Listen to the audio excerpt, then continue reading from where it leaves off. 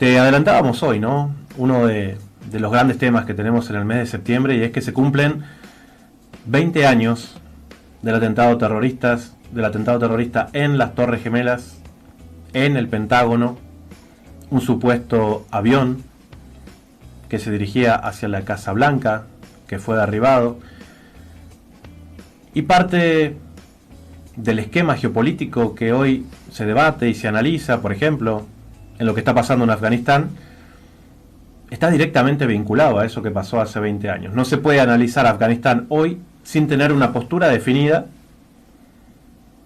de lo que pasó hace 20 años con las Torres Gemelas, con el Pentágono y todo esto.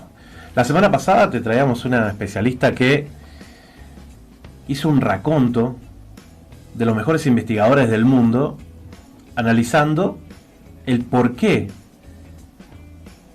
en el tema de las Torres Gemelas hablamos no de una caída por dos aviones que impactaron, sino de una demolición controlada. No dicho por este humilde periodista, sino por el Colegio de Arquitectos de la ciudad de Nueva York. Y quien de alguna manera despertó toda esta serie de investigaciones es un gran investigador francés, Thierry Meyssan, quien hace un par de años estuvo con nosotros aquí en Argentina, y que junto con otros investigadores aquí de nuestro país lo invitamos para que nos ayudara, nos diera elementos para poder seguir estos temas. Y uno de los primeros libros que él escribió y que sirvió no solo de inspiración, sino también de herramienta a muchos otros que llegamos después, es aquel libro del 2002, La Gran Impostura, que desenmascara parte de la teoría mediática y corporativa que intentó instalar el gobierno de los Estados Unidos sobre lo que ahí había pasado, empezando por decir que ningún avión golpeó el Pentágono. Por eso en este mismo momento vamos a enlazarnos con quien es el coordinador del Observatorio de Terrorismo Comparado desde el año 2006, citado también por el ya fallecido Dr. Nisman a declarar en la causa AMIA y disertante del aniversario 11/9 en Washington. Oscar Abudarabini, ¿cómo estás? Un gustazo que estés acompañándonos esta noche en vivo. ¿Cómo estás? Hola, Seba, muy bien, muchas gracias por estar con la antorcha en el tema. Gracias. Como siempre, tratando de hacer aportes en este sentido. Recordaba que creo que la última entrevista que habíamos tenido había sido justamente por este mismo contexto hace un año, pero siempre hay elementos nuevos, ¿no? O que personalidades como Thierry Meyssan nos ayudan a desempolvar algunas ideas para que volvamos a unirlas en este contexto. Y así como la semana pasada nos tocó hablar un poquito más en profundidad sobre lo que fue, desde nuestro punto de vista, la detonación controlada que hizo caer a las Torres Gemelas y aquel tercer edificio del World Trade Center 7, hoy me gustaría hablar sobre qué pasó en el Pentágono. Como investigador, si a vos te dijeran y te dieran 3 minutos para que dieras tu punto de vista sobre lo que ahí pasó, ¿qué dirías? Según la historia oficial, un Boeing. Lo que saca a la luz Thierry Meyssan ahora es que en aquel momento, claro, el presidente de Rusia, Vladimir Putin, dijo: nosotros con nuestros satélites estábamos filmando todo y vimos como de un navío de guerra norteamericano salió el misil. Entonces, lo que hizo Thierry Meyssan en aquel momento es una cosa muy simple, que es el ABC de la criminalística. Thierry dijo: acá tengo las fotos oficiales del Pentágono por los daños.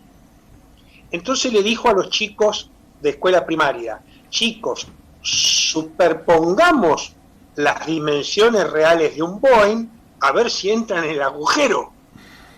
No entra en el agujero, no, Sebastián. No encastra, profe, no encastra. No encajan. El agujero es más chico que el de un Boeing, pero además las alas del Boeing deberían haber roto ventanas y demás que no estaban rotas.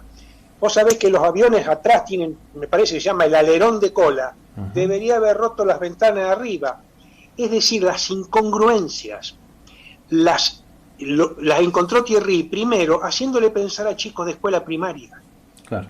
Es como si ahora yo te digo, mirá, Sebastián, perdóname, tenés un agujero en la campera.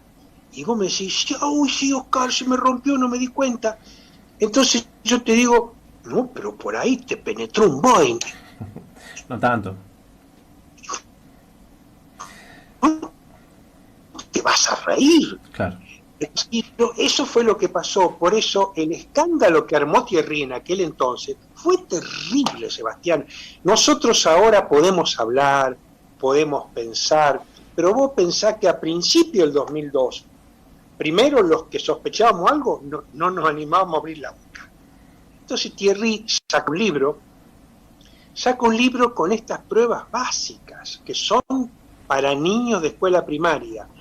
Entonces fue un escándalo espantoso, porque además el libro de Thierry fue un bestseller en Francia, se tradujo a 18 idiomas, y para mí, yo lo digo en broma, en aquel momento de haber sido terrible para él, la condecoración a Thierry se la da el presidente Bush. Claro. Porque el presidente Bush hace estudiar la obra, o sea que la obra de Thierry molesta al presidente Bush. El presidente Bush dice, este es un loco, paranoico, conspirativo, pero le vamos a prohibir la entrada a los Estados Unidos. Y Thierry en su último artículo dice que el propio presidente de Francia, Chirac, también hizo estudiar la obra. Entonces fue un escándalo enorme en la época, enorme. Entonces las pruebas del misil, criminalísticamente hablando, son muchas. Ahora, otra muy sensible. Oscar, ahí déjame hacer un paréntesis. Bueno, primero decir a quienes nos están escuchando y que después también nos ven mucho por YouTube, decirles que este artículo de Thierry Meyssan, recordando su propio libro donde él mismo dice Thierry Meyssan tenía razón, escrito por Thierry Meyssan, lo tenemos en la portada de dataurgente.com en este momento. Y algo interesante, a mí me parece, es que en esa llamada que vos recién mencionabas, que hace Putin, ¿sí?, intentando comunicarse con Bush diciendo, colega, nuestros satélites están viendo que lo que le pegó a ustedes es un misil que está saliendo de sus propios barcos, ¿sí?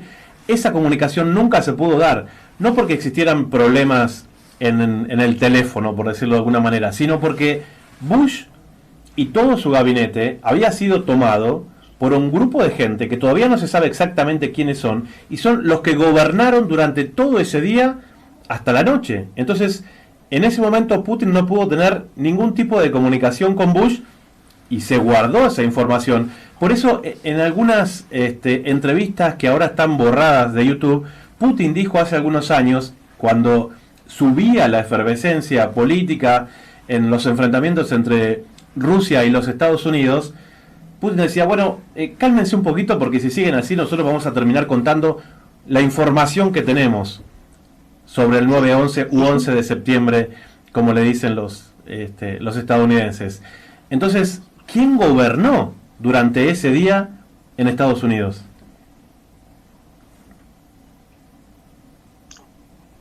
No lo sabemos. Vos sabés que la enorme serie que está en Netflix, Sobreviviente Designado, protagonizada por Kiefer Sutherland, tiene que ver con eso. Es decir, los Estados Unidos de hace muchos años tienen previsto que por algún acontecimiento excepcional el gobierno no pueda gobernar desde el presidente para abajo. Entonces, ellos tienen previsto un suplente, digamos, pero en este caso fue al revés. Digamos que los que tomaron el gobierno fueron estructuras quizás puramente militares, servicios, no lo sabemos exactamente. Lo que sí sabemos, Sebastián, que vos acabás de decir, que el presidente de Rusia dijo al mundo, nosotros tenemos información calificada de que la historia oficial no va. Ahora, lo dijo Putin, no lo dijo Sebastián Salgado ni Oscar Abudarabi, lo dijo el presidente de una potencia. Y nadie habla de este tema. ¿Por qué tenés que hablar vos y yo? Claro. De esto tendría que estar hablando, Sebastián, el mundo. Entonces, ¿qué es esto de que Thierry vuelve a publicar en la red Voltaire en muchos idiomas? De hecho, él publica también en inglés, y de manera inmediata Jane Fetcher me mandó un email diciendo qué importante el artículo de Thierry. Es decir, a Thierry lo ha leído en muchos idiomas. Claro. Lo ha leído nuevamente el gobierno de los Estados Unidos. Y entonces, mirá, Sebastián, yo no sé con cuántos periodistas tenés trato vos, pero este artículo de Thierry yo se lo mandé a muchos periodistas. Y el único periodista que dice vamos a estudiar el tema sos vos. Bueno, ¿qué es esto? Me ha pasado con otras cosas también, ¿no? Por eso, en estos últimos días, a mí me sorprendía, por decirlo de alguna manera, cómo de golpe aparece una oleada de analistas especialistas en Afganistán, ¿sí? Pero nadie vuelve a profundizar estos temas, con lo cual es imposible que vos tengas un análisis real sobre lo que está pasando en este momento en Afganistán si no tenés un análisis profundo de lo que pasó hace 20 años. Entonces uno ve los medios corporativos de derecha, de izquierda, de centro, de lo que quieras, simplemente haciéndose eco de la versión oficial de los Estados Unidos, cuando es cada vez más evidente que la historia que nos contaron sobre lo que pasó ese día hace agua por todos lados. ¿A qué le tienen miedo? Sí. Mira, yo soy psicoanalista y psiquiatra y te voy a decir lo que he estudiado al respecto. Porque vos y yo tenemos muchos periodistas muy comprometidos, muy sólidos, muchos cuadros políticos. Entonces, yo te voy a decir a qué le tienen miedo. Es políticamente incorrecto hablar de esto. Y se tiene una dependencia feroz a lo que es políticamente correcto. ¿La dependencia en qué consiste? Primero, en el temor al castigo. Si vos llegás a hablar de lo que no tenés que hablar, te pueden castigar. No es que te van a matar ni te van a pegar, pero te pueden perder el trabajo, una campaña de desprestigio, decir que perteneces a las teorías de la conspiración. Sí, o digamos que está muy mal visto que vos hoy abras la boca sobre esto, muy mal visto, y te pueden castigar. Todos tienen ese terror, algunos no. Lamentablemente es así, algunos no. Entonces, si bien el atentado terrorista ocurrió hace 20 años, las consecuencias siguen vigentes hoy, amenazándote con que si abrís la boca puedes tener problemas. Entonces, ese miedo no es un miedo fantasmático, neurótico, no, es un miedo real, a un daño real. Y lo tienen todos los amigos que vos y yo tenemos en común, que son gente maravillosa, son cuadros políticos de élite, de izquierda, de centro, de derecha, peronista, lo que sea.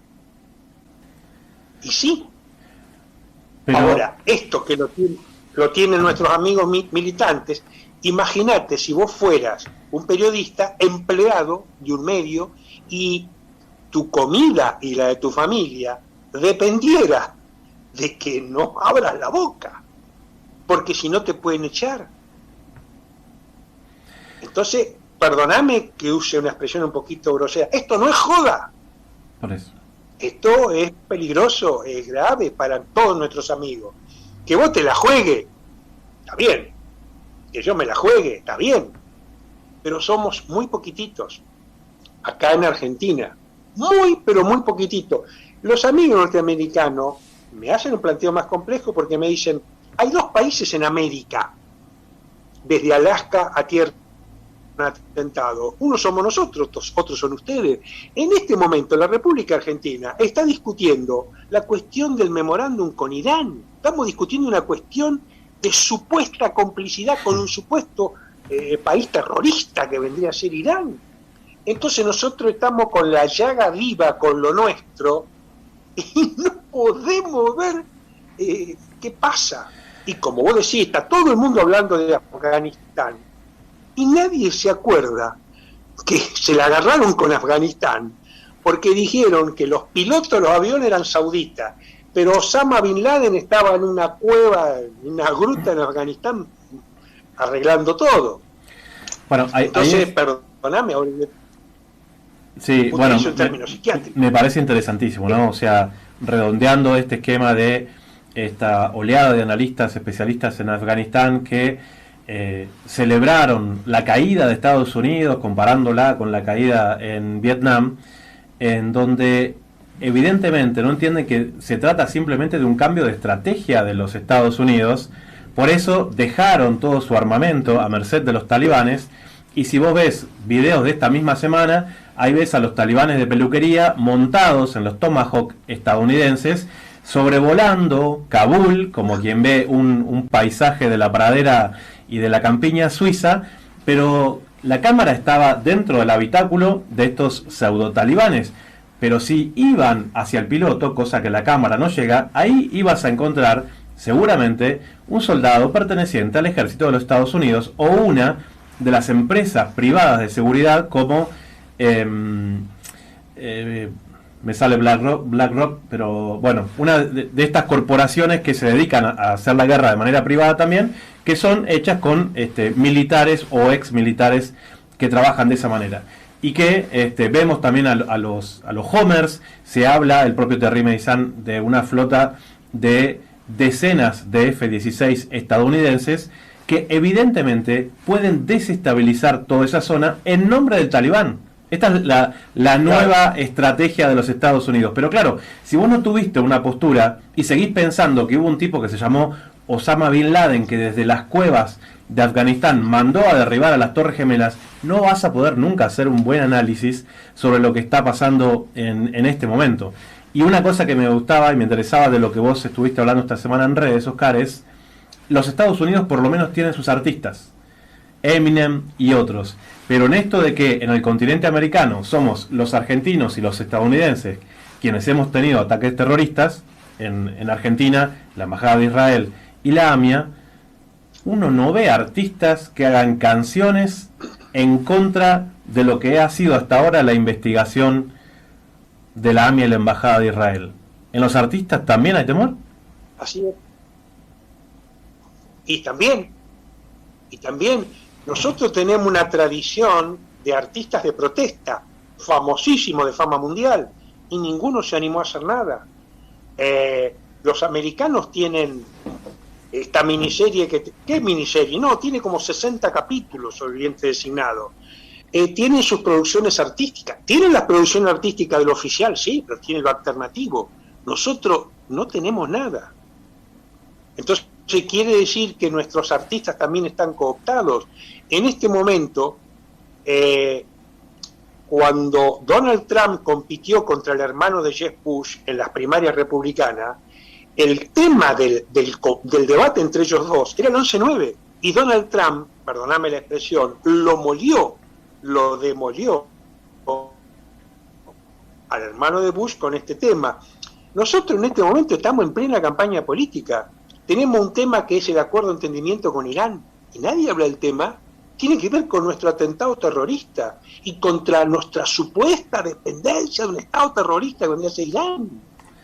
Y además, quien le pidió este favor a Cristina fue el presidente Barack Obama. Y entonces no hablamos en campaña.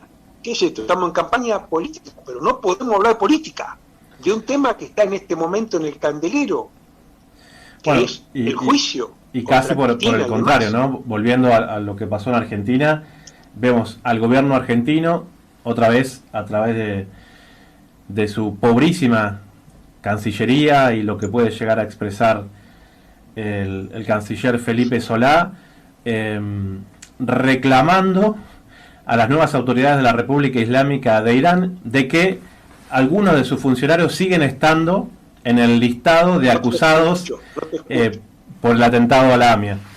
Las denuncias de la Cancillería Argentina, no sé si me estás escuchando, Oscar. Ahora sí. De que algunos de los altos funcionarios del nuevo gobierno de Irán están en la lista de acusados del atentado a la AMIA. Sí, se sigue discutiendo esto. Déjame decirte algo. básico, muy básico. Después del 11-9, es verdad que Estados Unidos inició muchas guerras. Hay una guerra donde Estados Unidos arrugó. Vos sabés que en el año 2008 el presidente Bush ordenó al almirante William Fallon, que estaba a cargo de la flota frente a Irán, que inicie el ataque. El almirante Fallon le dijo: yo puedo devastar Irán con mis misiles, pero Irán tiene 200, 300 lanchas chiquititas que me van a hundir la flota. Es verdad que el presidente Bush echó al almirante William Fallon, pero el presidente Bush y el Pentágono siguieron los consejos del almirante y no atacaron Irán. Bueno, sí, sin duda están teniendo una cierta precaución ahí, ¿no? Sí, no son tontos. No son tontos. Oscar, ¿cómo ves? Ahora, digo, para redondear un poquito esto, han pasado 20 años, como decíamos al principio. ¿Qué se va a hacer, ¿no? ¿Cuál va a ser la versión oficial y de qué manera pueden avanzar las investigaciones paralelas que en nada concuerdan con lo que nos quieren contar sobre lo que ahí pasó?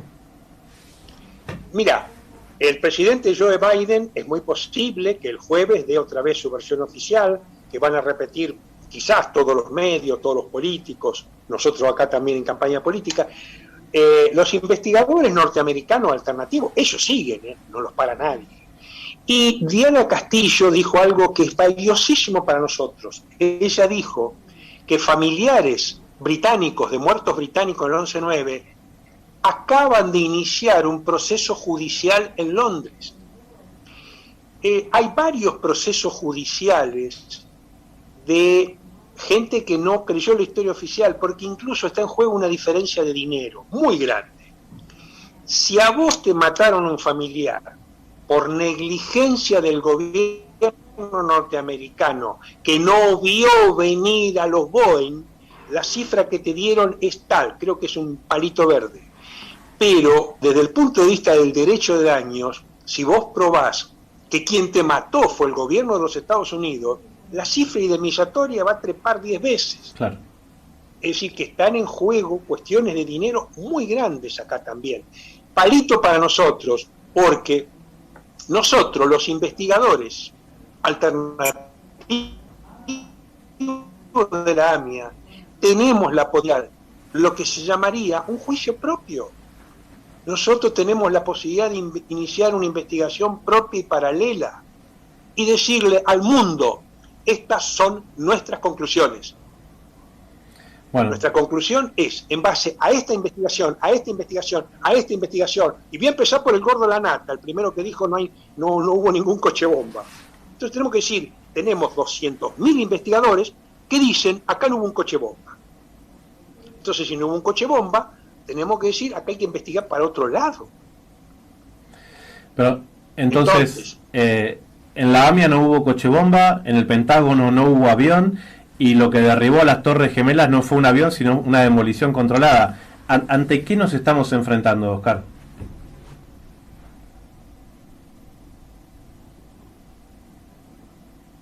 Se fue. Bueno, despedimos entonces ahí a Oscar Abudarabini. Se nos cortó la comunicación, pero bueno, ya llevábamos un buen rato tratando de analizar todo esto. Te invito a que te quedes con nosotros. Oscar, ¿estás ahí de vuelta? Sí, estoy acá. Bueno, te decía, ¿a qué nos estamos enfrentando si no hubo un coche bomba en la AMIA, si no hubo un avión contra el Pentágono y si lo que derribó las Torres Gemelas no fue un avión, sino una demolición controlada? ¿A qué nos estamos enfrentando? Entonces, si el terrorismo no lo hicieron los musulmanes, fueron otros. Entonces, corresponde, si somos gente de bien, que investiguemos a los otros y lo otro. Y depende de nosotros, porque acá hace 20 y pico de años que nosotros hemos delegado en un poder judicial que sabemos que no puede investigar. Entonces los norteamericanos hacen exactamente lo mismo, se hacen cargo ellos de la investigación. Les dé bolilla o no les dé bolilla al gobierno, ellos tienen un deber ético de decirle a su población. Es lo que te dice Richard Gage. Miren, Yo con 3.000 arquitectos e ingenieros le digo que el edificio 7, que no lo atacó ningún avión, se cayó por explosivo de demolición controlada. ¿Es mi obligación como arquitecto? Claro. Es mi obligación, somos 3.000 nosotros. De ustedes depende, no quieren hacer nada, no hagan nada. Pero la obligación ética de los arquitectos es esa.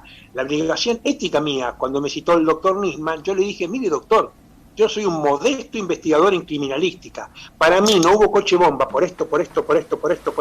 Entonces Nisman, pero entonces usted está acusando. No, doctor. Mi rol como investigador no es acusar, el que tiene que acusar es usted. Mi rol como investigador es presentarle 4.000 pruebas de que el coche bomba es trucho. Ese es mi rol, de médico, de psicoanalista, de psiquiatra y de investigador en criminalística. Para eso soy perito. Eso es lo que puedo hacer yo. Y lo que puedo hacer es pedirle a todos mis amigos comunicadores sociales y políticos, decirle, macho, déjame hablar, déjame compartir con la gente esto. Oscar, bueno. Porque tu deber como comunicador es permitirme que yo hable. Claro. Bueno, es lo que intentamos hacer desde este pequeño espacio donde hacemos comunicación popular, pero que poco a poco, justamente por esos huecos enormes de información que están dejando los medios corporativos, créeme que estamos creciendo de manera rápida y exponencial. Oscar, te agradezco muchísimo por esta nueva charla. Te robo 3 segundos. Sí. Cuando vos traes un tipo como Thierry Meyssan, vos le dijiste a tus alumnos, yo no sé cuál es la verdad, pero escuchen a este tipo, Claro. que no es ningún perejil. Ese es tu deber ético. Por supuesto. Chao. Oscar, te agradecemos muchísimo. Un abrazo. Chao. Será hasta la próxima. Chao. Oscar Abudarabini, coordinador del Observatorio de Terrorismo Comparado aquí en la República Argentina.